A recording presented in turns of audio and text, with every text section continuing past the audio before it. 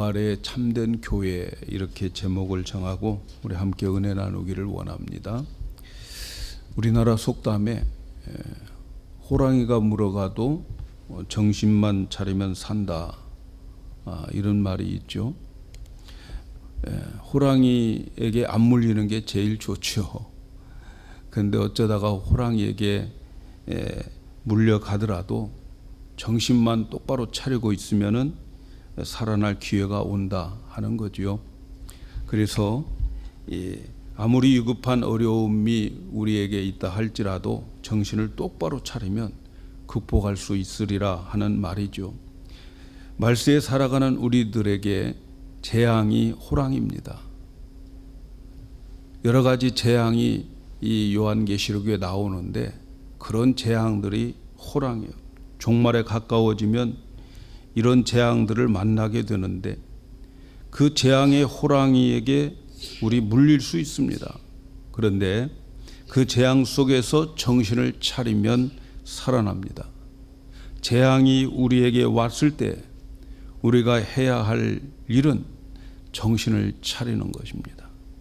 요한계시록 10장과 그리고 오늘 우리가 읽은 이 본문까지는 삽입장인데 이 호랑이에게 물렸을 때 정신 차리라고 하는 그러한 말씀입니다.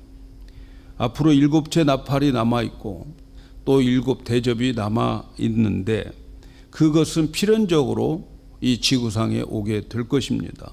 하나님의 말씀이니까요. 그러나 그 재앙이 와도 우리가 정신을 차릴 수 있다면 우리는 그 재앙 속에서 거뜬히 남아있고 살아남을 수가 있습니다.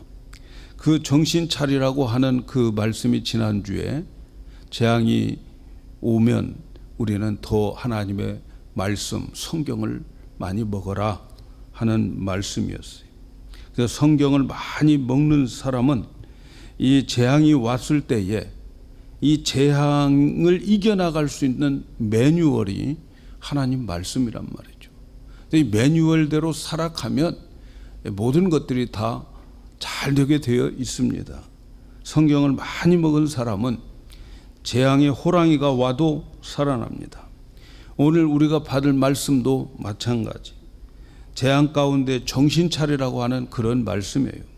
그것은 종말이 가까울수록 교회에게 어떤 일들이 일어날 것인가를 알고 있어야 되고, 그래서 그 매뉴얼 같은 말씀을 오늘 또 주시는 거죠. 그래서 내 인생에 이러한 재앙들이 왔을 때 이 말씀을 알고 있으면 이길 수 있어요. 여러분, 성경은 인생의 매뉴얼입니다. 이 매뉴얼대로만 살아가면 다 잘 되게 되어 있어요. 근데 우리가 그 매뉴얼을 무시하는 거죠. 그래서 우리에게 꼬이는 거예요. 여러분, 어떤 것을 우리가 기계를 받았을 때에 매뉴얼대로 하지 않으면 작동이 안 되죠. 잘 안 되는 거죠. 마찬가지예요. 우리가 하나님의 말씀은 우리 인생의 매뉴얼이다 하는 그 마음을 꼭 가지셔야 됩니다. 오늘 말씀은 하나님께서 종말에 나타난 참된 교회의 모습을 보여주고 있습니다. 종말에 진짜 교회가 어떤 교회인가, 이것을 보여주고 있는데 지난주의 말씀의 연속인 거죠. 지난주에 우리가 살펴보았듯이 한 발은 바다를 밟고 있고 한 발은 땅을 밟고 있는 힘센 천사가 있었어요. 그 천사가 계속 이어서 말하는 내용들입니다. 그러니까 10장과 지금 오늘 읽은 이 말씀이 연결되어 있음을 우리는 알아야 돼요. 그 힘센 천사가 이제 사도 요한에게 지팡이 같은 갈대를 주면서 일어나서 성전과 제단과 그 안에 경배하는 자들을 측량하라, 제보라는 거예요. 그래서 오늘 말씀 1절에 보니까 또 내게 지팡이 같은 갈대를 주며 말하기를 일어나서 하나님의 성전과 제단과 그 안에서 경배하는 자들을 측량하라, 이렇게 말씀하는 거죠. 여기서 지팡이 같은 갈대는 잣대를 말하는 거죠. 자를 말하는 거죠.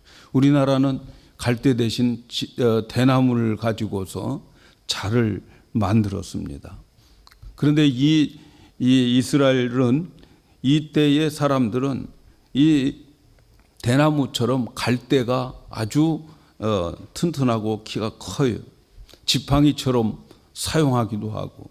근데 이 갈대를 주는데 그 갈대가 뭐냐? 갈대가 의미하는 게 뭐냐? 잣대를 주었다는 거죠. 잣대. 그래서 사도 요한이 그 갈대 잣대를 받은 거죠.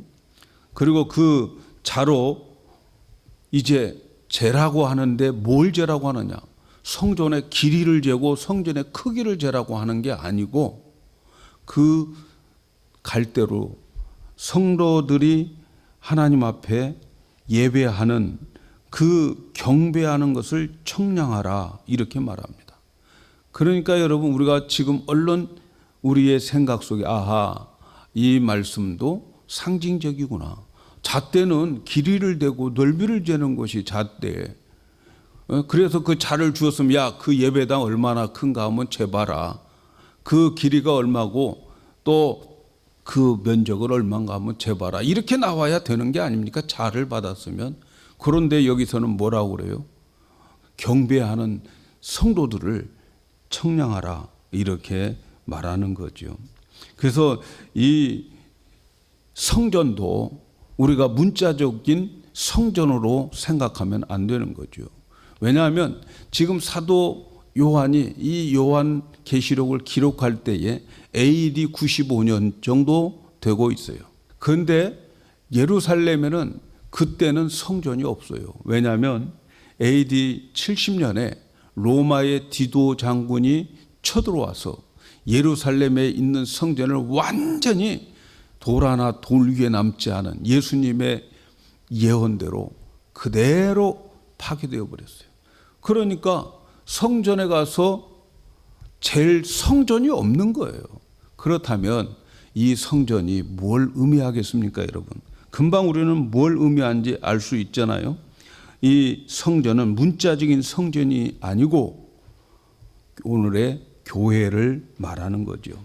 그래서 바로 교회 안에 예배드리는 성도들을 가서 측정하라 하는 거지요. 그러니까 말세의 하나님의 관심은 교회 안에서 예배드리는 자들에게 관심이 있다는 것을 여러분 기억하셔야 돼요. 그들의 예배가 참된 예배를 드리고 있는지, 그들의 예배가 신령한 예배를 드리고 있는지, 하나님께서 받으실 만한 그런 예배를 드리고 있는지 청량해 보라는 거죠. 측정하는 이유는 뭐예요? 제대로 하고 있는지, 원래대로 매뉴얼대로 하고 있는지 측정하기 위한 거지요. 그래서 측정하기 위해서 그들의 예배를 측정하기 위해서 갈대를 주었는데 이 헬라어의 갈대라고 하는 이 단어는 칼라모스라고 하는 말을 쓰는데 이 칼라모스라고 하는 말 속에는 이 작가의 펜이라고 하는 말이 포함되어 있어요. 다시 말하면 이 갈대라고 하는 말은 성경이라고 의미할 수도 있는 거죠. 그러니까 갈대의 자를 주면서 가서 예배 드리는 사람들을 측정해봐라 라고 하는 것이 뭐예요? 그들이 예배를 드릴 때에 정말 성경적으로 예배를 드리고 있는가 이것을 측정해 보라는 거죠. 오늘날 예배가 굉장히 성경적이 아닌 예배들도 많아요.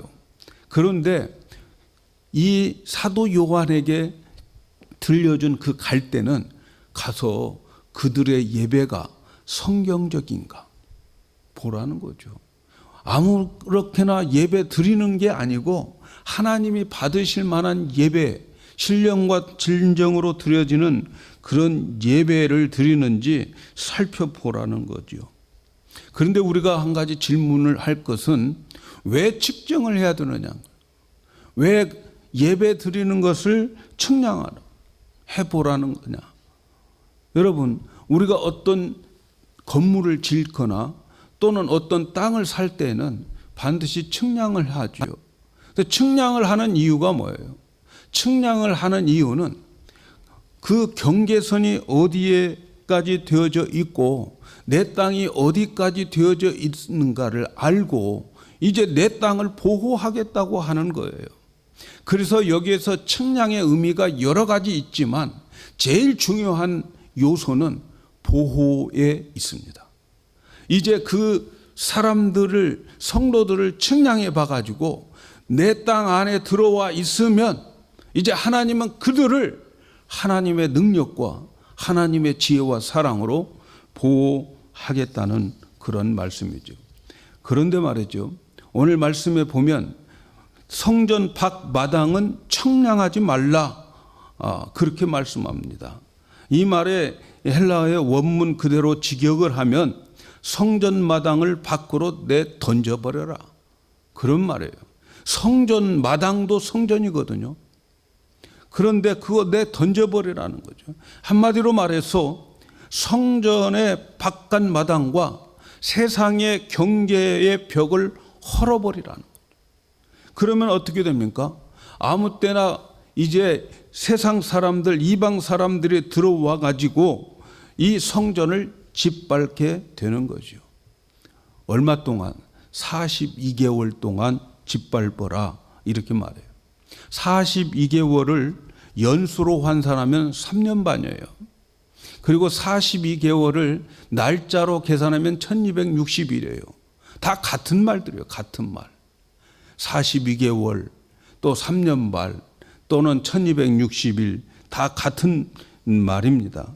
그래서 이것을 문자적으로 해석하는 사람들이 되게 많아요.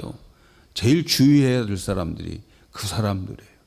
여러분이 성경에 나와 있는 숫자를 문자적으로 7년 반, 그래서 3년 반 환란이 오고 그 다음 3년 반은 또 뭐 환란이 지나가고 뭐 이런 식의 해석은 너무너무 위험합니다. 여러분, 그런 사람들의 그 말은 안 듣는 것이 좋습니다. 안 듣는 것이 좋아요. 그래서 이 42개월이나 3년 반이나 1260일이나 이런 모든 말들은 무슨 상징적인 의미가 있다는 것을 아셔야 돼요. 어떤 상징적인 의미가 있을까요? 한마디로 말하면 42개월이나 3년 반이나 1260일이나 이 모든 것들은 한마디로 말해서 한시적이고 제한적이라는 거예요. 한시적이고 제한적이에요. 그리고 이 기간은 말세라는 것을 아셔야 돼요. 여러분, 말세와 종말의 차이를 아셔야죠.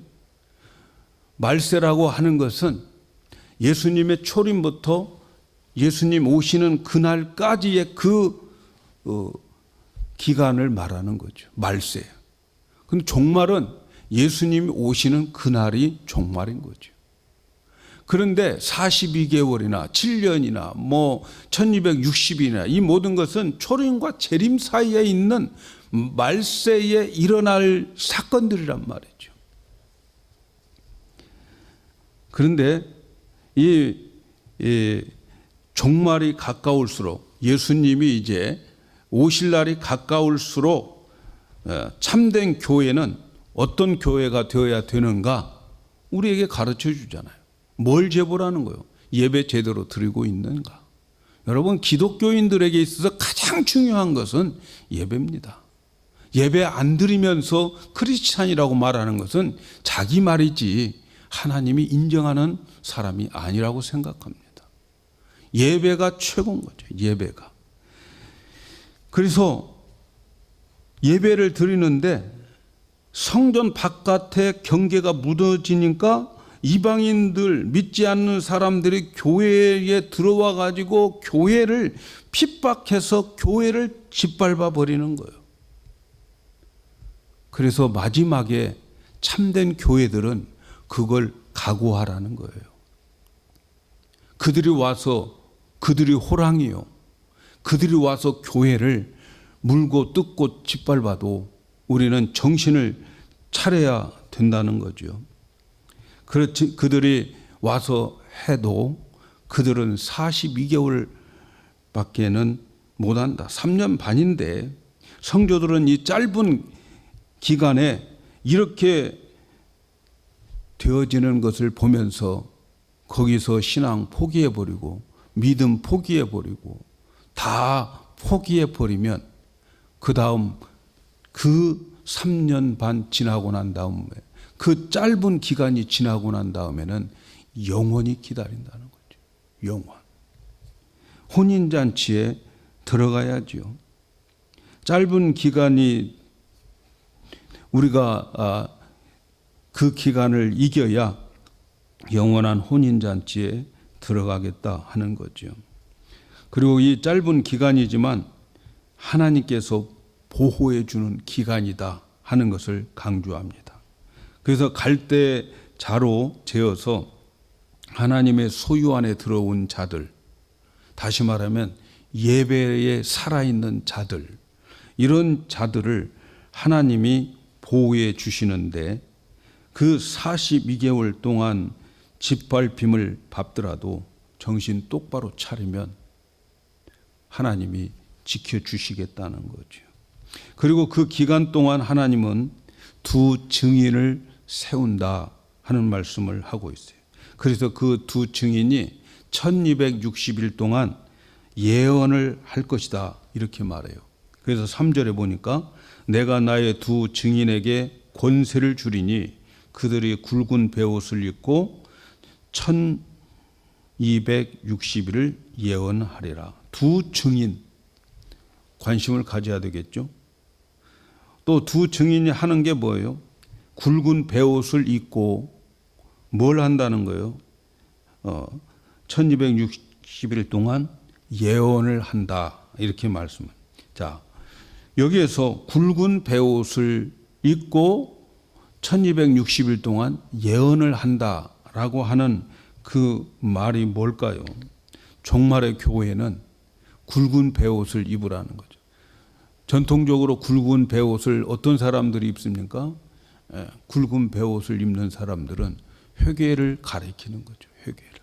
그러니까 말세에 이 참된 교회에서는 세상 돌아가는 것을 보면서 회개할 것을 전하는 교회란 말이죠.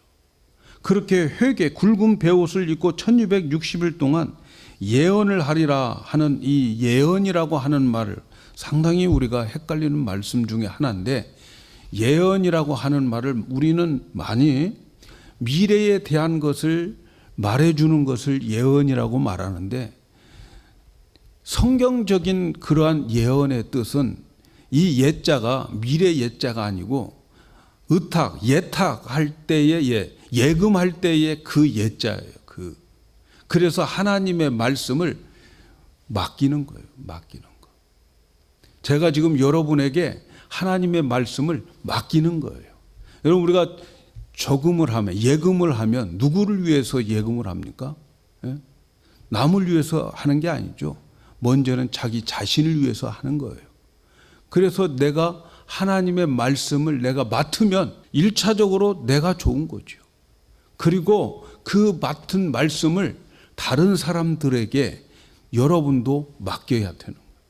이것을 예언이라는 거죠. 근데 그 예언의 내용을 보니까 굵은 베옷을 입고 맡기는 거예요. 그러니까 무슨 말이에요?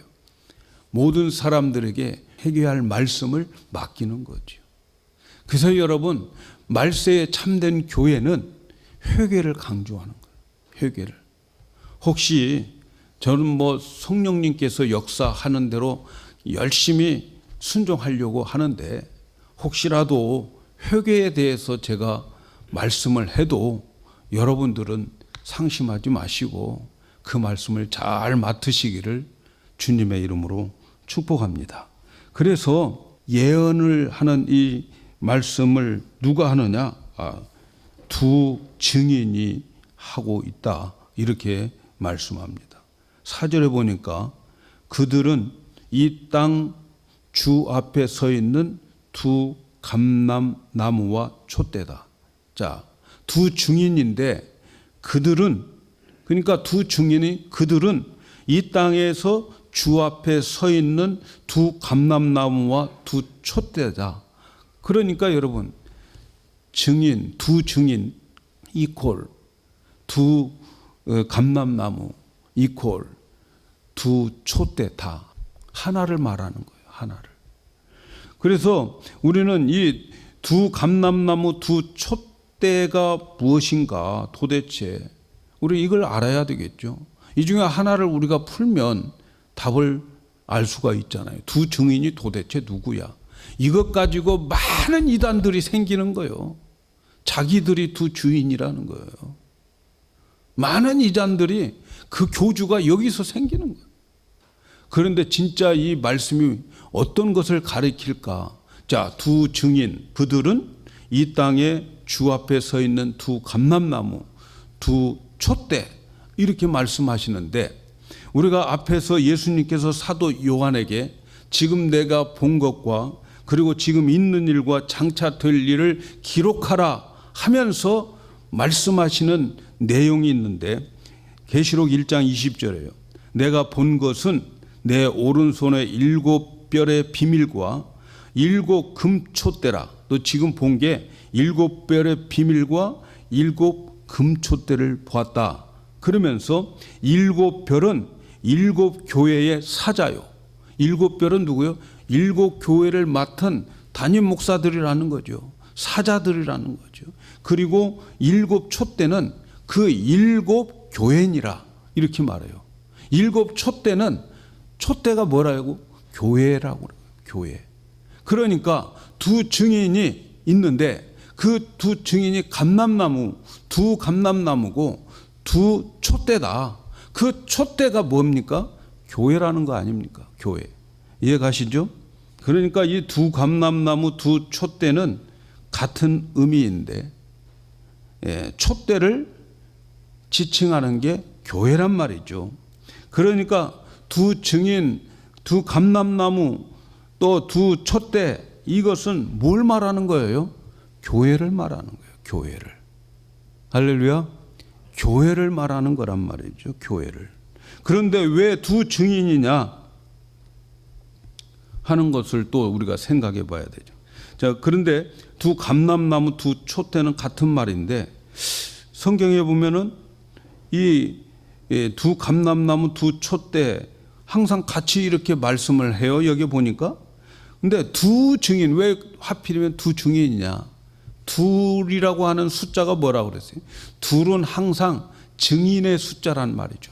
증인의 숫자. 그래서 구약 성경에 어떤 사람이 실수로 해서 사람을 죽였어요. 저 사람이 아니야. 죽인 살인자가 아니야. 고의로 한 게 아니야. 이런 것을 증명할 때는 반드시 2명의 증인이 있어야 그 사람의 그 증거를 채택하게 되어 있어요. 그래서 성경은 항상 증인의 숫자는 2명이에요. 그래서 예수님도 증인으로 보낼 때 70명의 제자들을 보낼 때 몇 명씩 짝지어서 보냈어요? 2명씩 짝지어서 보내요. 왜? 증인은 항상 2명 이상이 되어야 증거가 채택이 되기 때문에 그러는 거죠. 그래서 2명이 말해야 공신력이 있게 되는 것이죠. 그래서 두 증인인 거죠. 교회도 두 증인, 제자들도 두 증인씩. 우리가 누구에게 증거를 삼을 때에 이 둘은 증거의 숫자입니다. 그래서 촛대는 교회를 의미하고, 감람나무는 그럼 뭐냐? 여러분, 감람나무에서 이 올리브 기름이 나오죠. 그 기름으로 불을 밝히는 거죠. 그러니까 촛대는 불을 밝히는 거예요. 복음과 진리를 세상에 널리 알려서 그 어두움 속에서 그들이 하고 있는 그 짓을 밝혀주는 것이 교회입니다. 교회. 그런데 그게 힘으로 안 되는 거예요. 하나님의 말씀을 전할 때는 힘으로 능으로 전하는 게 아니에요. 그것은 성령으로 전해야 되는 거죠. 성령으로. 아무리 자기가 많이 알고 자기가 준비를 많이 했어도 성령께서 도와주지 않으면 아무것도 아닌 거죠. 그래서 성령께서 도와주셔야 되는 거예요. 그래서 촛불을 성령님이 도와주셔서 밝혀주어야 되는 거예요. 그런 말씀들이 스가랴에 나오는 말씀입니다. 그가 내게 대답하여 이르되 여호와께서 스룹바벨에게 하신 말씀이 이러하니라. 만군의 여호와께서 말씀하시되 이는 힘으로 되지 아니하고 능으로 되지 아니하고 오직 나의 신으로 나의 영으로 되느니라. 큰 산아 내가 무엇이냐? 내가 수룹바벨 앞에서 평지가 되리라.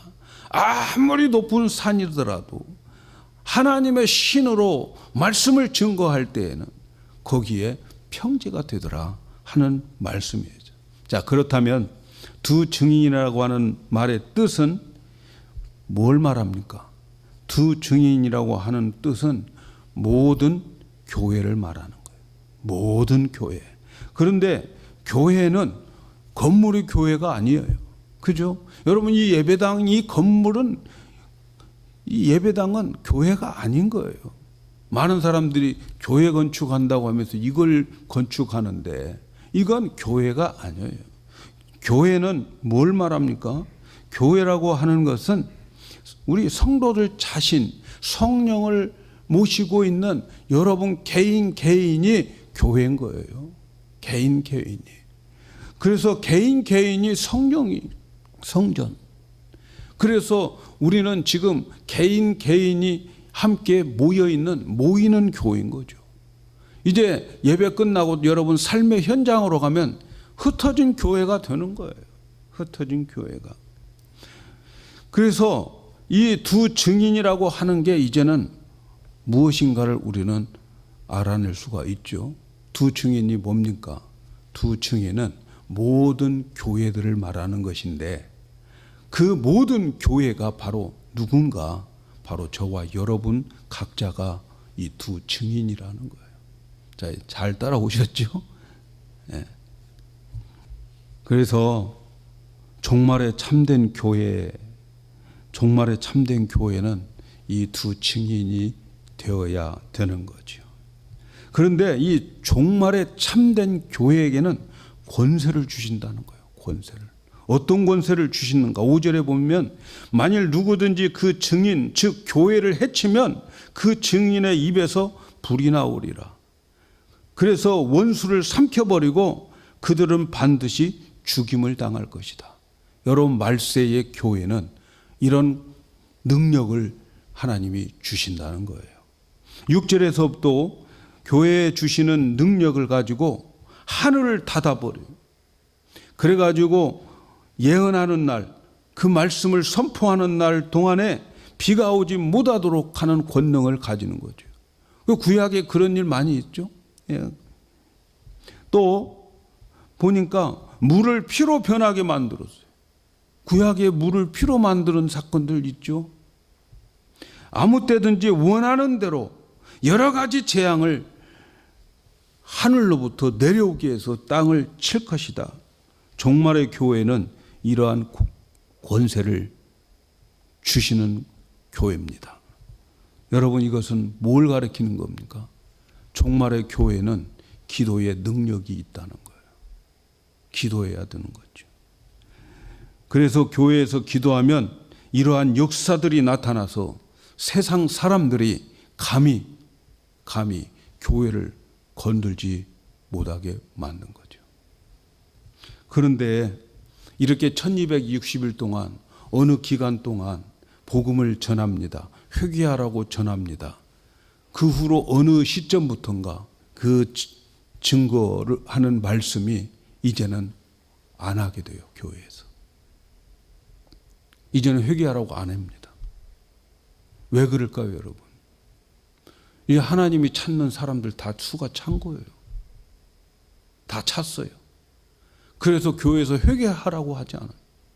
그러니까 회개하지 않으니까 이 성전의 성벽이 무너져 버린 그곳에 이제 무저갱에서 올라온 짐승이 교회를 핍박하고 교회를 괴롭히고, 그래서 결국은 무저갱에서 올라온 짐승과 교회가 싸우게 되는 거죠.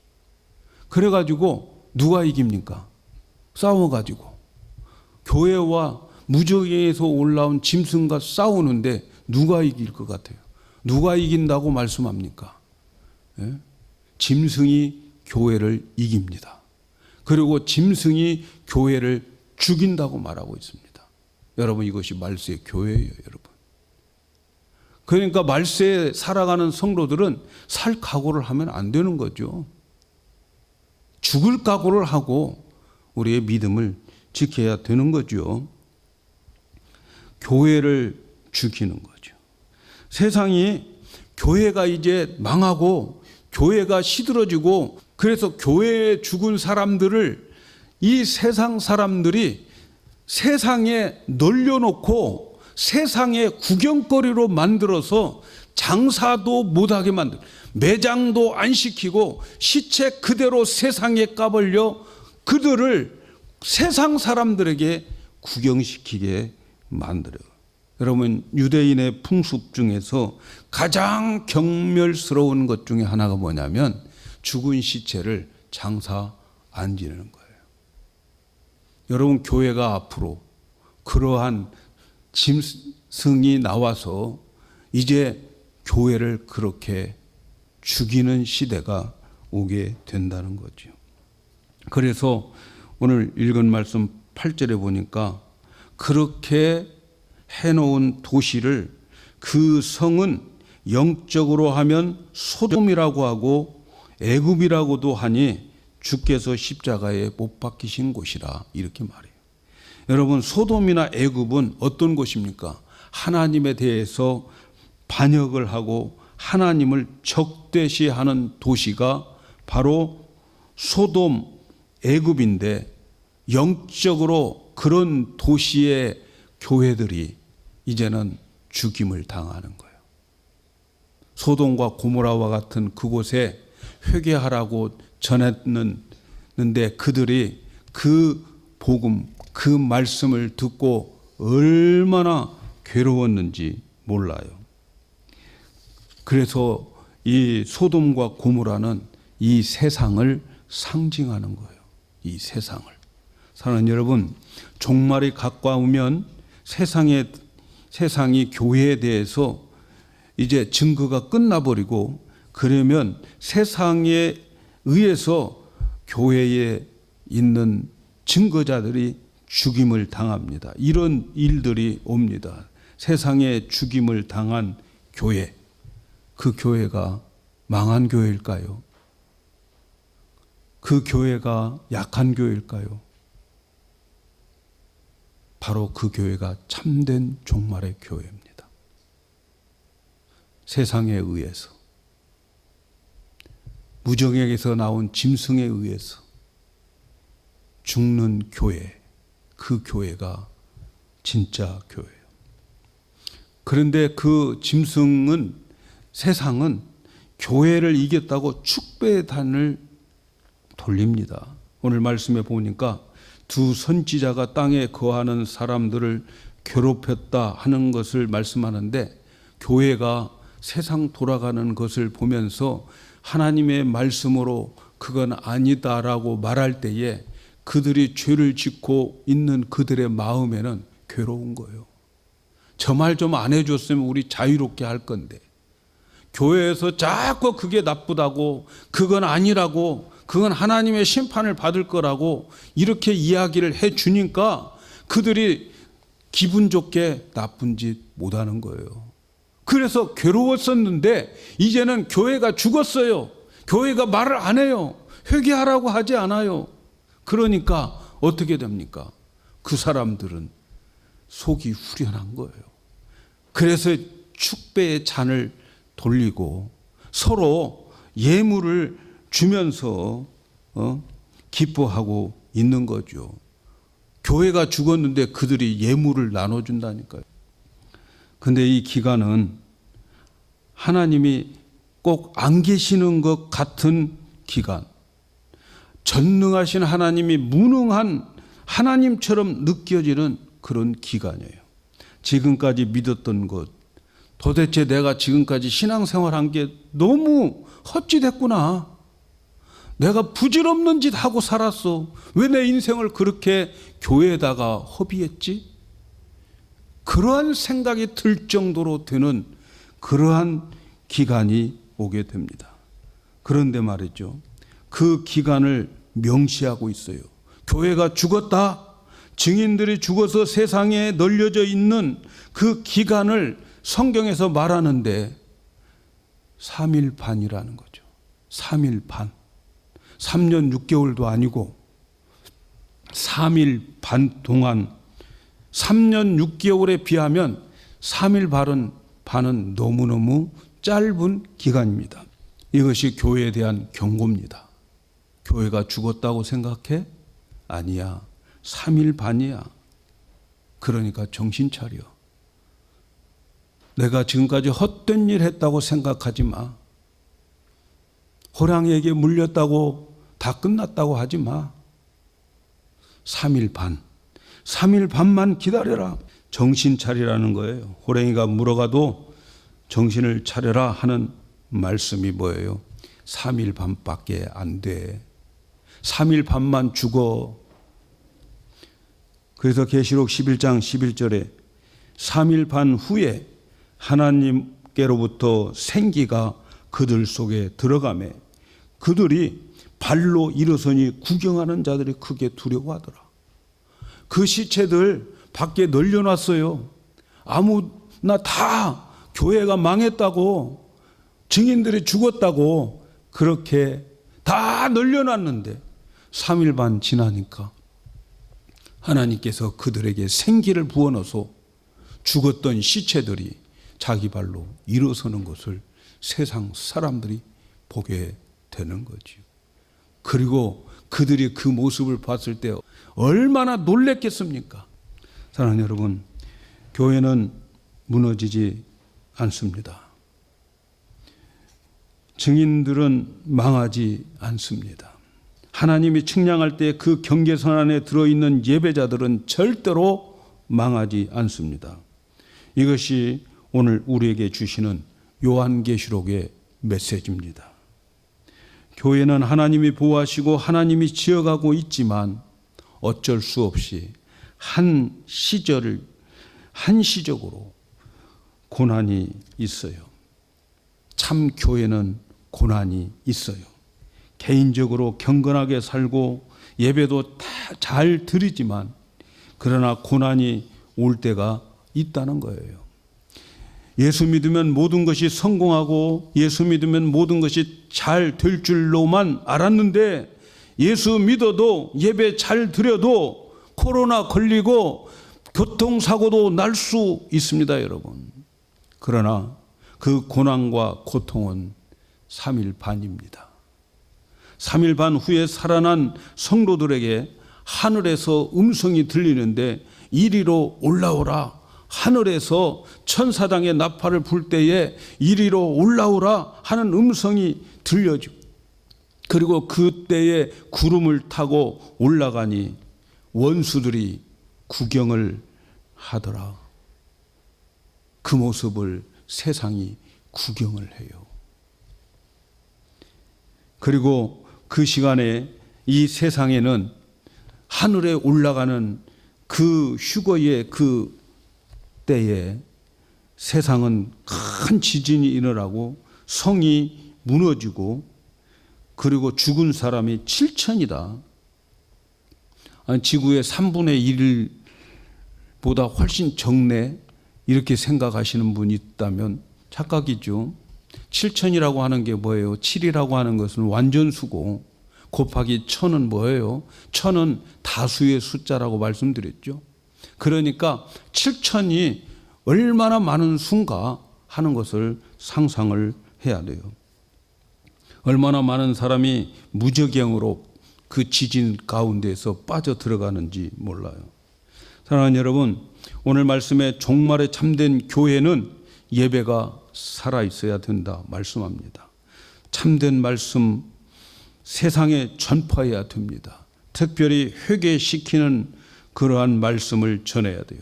바른 교회는 말씀을 전하여 세상의 미움의 대상이 되고 그리고 세상에 죽을 정도로 핍박을 받는 교회가 말세에 참된 교회입니다.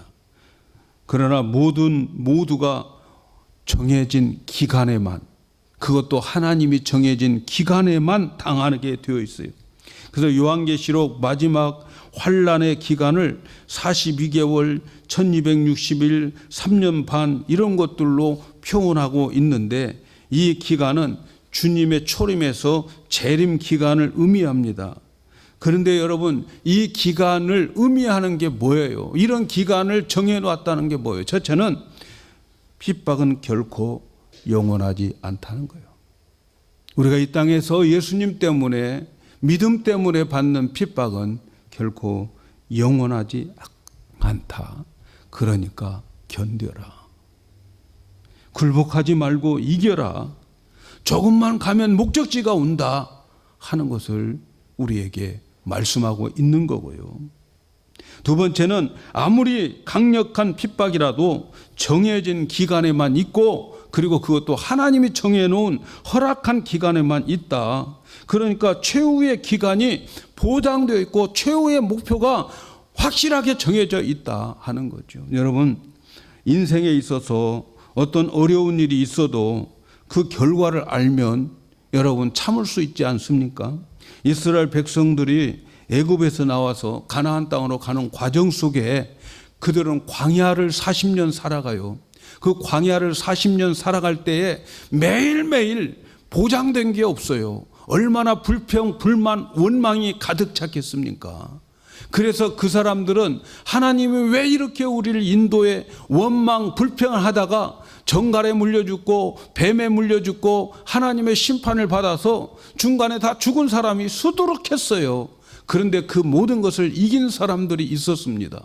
누가 이겼을까요? 우리가 조금만 참으면 젖과 꿀이 흐르는 가나안 땅에 갈 수 있어. 그 가나안 땅의 약속을 믿고 그것을 바라보고 가는 자들은 오늘 현재 우리의 삶 속에 여러 가지 핍박과 어려움이 있어도, 불편함이 있어도 이기게 되어 있습니다. 우리 인생도 마찬가지입니다. 우리 인생도. 그래서 우리가 오늘 말씀에 보면 여러 가지 3년 6개월, 42개월, 1260일 이런 기간들이 있어요. 근데 그 기간이, 자, 지금 잘 들어보세요. 초림에서 재림의 그 기간, 어느 기간에 있을 거예요. 그런데 여러분, 지금 예수님이 승천하신 그 후가 지금 2000년이 지났어요. 앞으로 얼만큼 시간이 더 갈지 몰라요. 그렇다면 42개월이니 3년 6개월이니 7년이니 여러분, 이게 내 인생에 있어서 무슨 의미가 있습니까? 예? 이걸 만날지도 모르고 안 만날지도 모르는 이것이 무슨 내 인생에 의미가 있겠냔 말이죠. 여기서 우리는 알아야 돼요. 이 기간이 중요한 것이 아니고 바로 이 기간 중에 내 인생이 있다는 거예요. 내가 중요하다는 거예요. 내가 태어나고 내가 죽는 것이 더 중요하다는 거예요. 42개월의 환란은 3년 6개월의 그 기간은 바로 내 인생이라는 거예요. 우리의 인생입니다.